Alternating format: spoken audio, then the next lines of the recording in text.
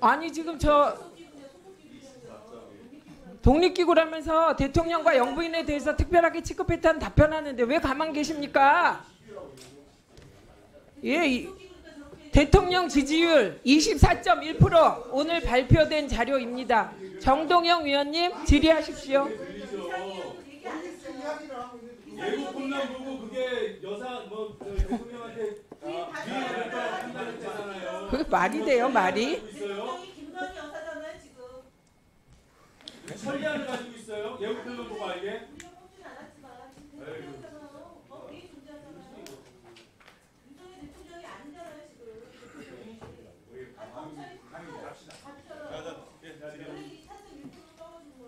아니 저는 늘 기준을 얘기하는데요. 오늘은 방심이 국정조사인데 뭐 여당 의원들은 이재명 대표 얘기하고 다 하면서 김건희 대통령이라고 김영 간사가 주장하는 겁니다. 뭐 그거는 그 주장에 대한 진위 여부는 판단하실 일이고 그냥 김영 간사는 그렇게 주장하고 있습니다. 정동영 위원님 질의하십시오. 네. 언론의 영원한 사명은 권력에 대한 견제와 감시임에도 정권이 바뀔 때마다 눈치만 보면서 권력에 영합하는 자들이 있다. 동의하십니까? 있을 수도 있을 것 같습니다. 이건 본인이 쓴 책에 나오는 귀절이에요. 예. 2018년에 이런 책 쓴 251페이지에 언론의 타고난 숙명은 정부가 쏟아내는 각종 정책을 비판적으로 검증하는 것이다. 감시견으로서 공공기능을 해야 하고 국민들의 이익을 대변해야 한다. 지금도 같은 생각입니까? 예, 맞습니다. 그런데 권력의 비판적인 언론 보도에 관해 방심위가 심의하는 것은 당연합니까?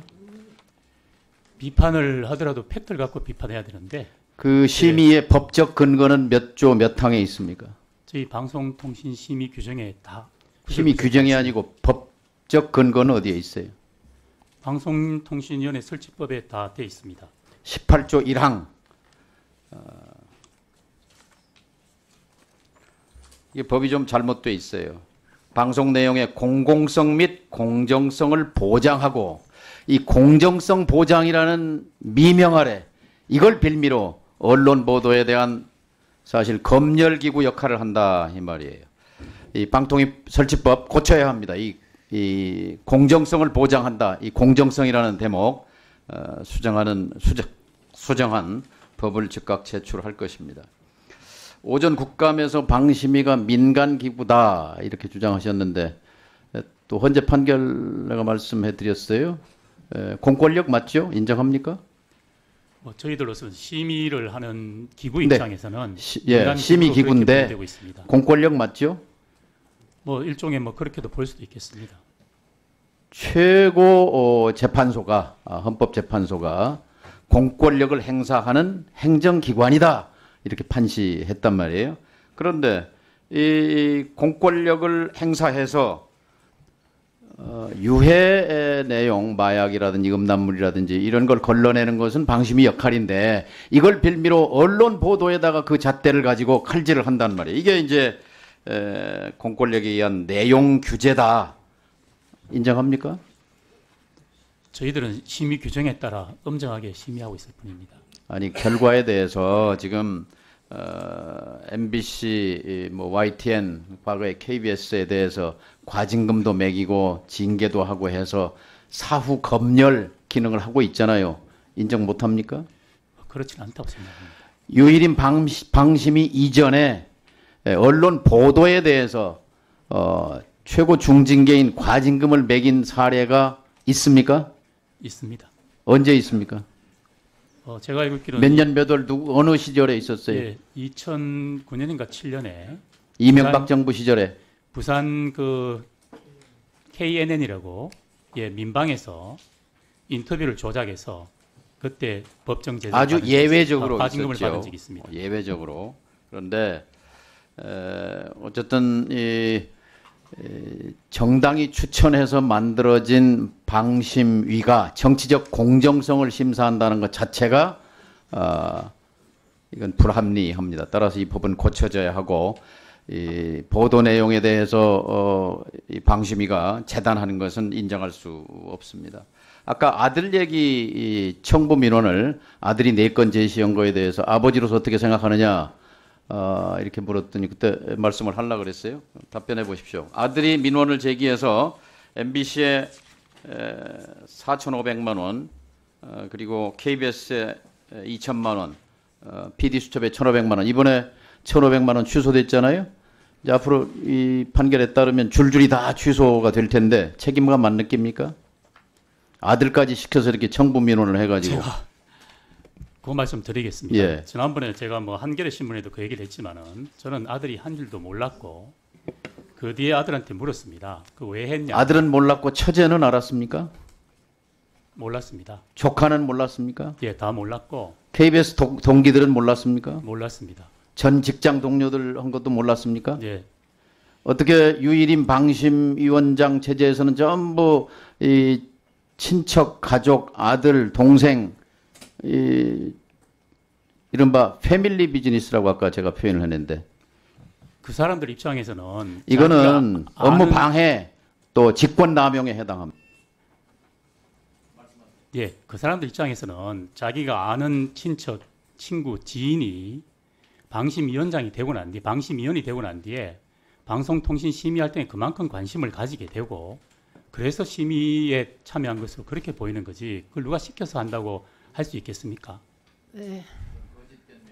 이 류일임 증인 그러면 그 아들, 조카, 처제 등등이 이 민원 외에 다른 민원 심의한 기록이 있으면 자료 제출하십시오. 네, 확인해서 제출하십시오. 왜냐하면 그 류일임 증인은 방심위원 계속했잖아요, 지금까지. 그러니까 계속 관심을 가져야지 딱 고사함만 관심을 갖습니까? 그 이상하니까 그 늘 관심 갖고 계속 민원 낸 기록 예, 제출해 주십시오. 그건 본인을 위하여 제출하시고요. 그다음에 이종육 기획조정실장. 네. 예, 아까 제가 저기 자료 제출 요구를 까먹었는데 아까 위원 누군가의 질의에 법원이 네. 압수수색 영장을 소위 그 민원인의 정보 유출 관련하여 압수수색 영장을 제시한 것을 보면 네. 그죠? 법원이 발부한 것을 보면 이 청부 민원보다 이 그 민원인 정보 제공 유출 그게 더 심각한 사안이라고 봤느냐라는 요지의 질의를 했을 때 그렇게 생각한다고 답했어요. 네, 그렇습니다. 제가 뭘 자료 제출 요구하냐면 류희림 증인에 대하여 검찰이 압수수색 영장을 발부한 기록이나 요청한 기록 있나 그거 자료 제출하십시오. 네, 알겠습니다. 네. 1시간 내로 하십시오. 제가 제출 요구한 자료는 류희림 증인의 청부 민원 의혹에 대하여 검찰이 법원에 압수수색 영장을 요청한 사실이 있느냐 검찰이 그 자료입니다. 지금 검찰이 본인이 요청한 답한 자료를- 거랑 답하지 마세요. 자료 제출 요구라니까요.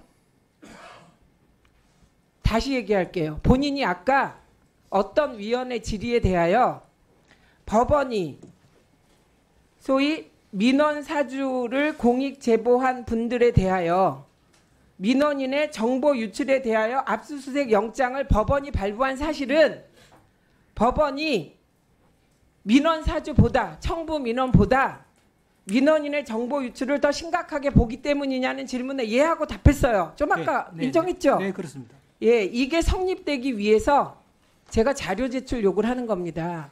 류희림 청부 민원 의혹 당사자에게 검찰이 법원에 압수수색 영장 요구한 적이 있냐고요. 그거 확인해서 1시간 내로 답하십시오. 아마 저희가 답변할 수 아니, 있는 답하지 자료가 아닌 것 마세요. 같은데 한번 확인을 해보겠습니다.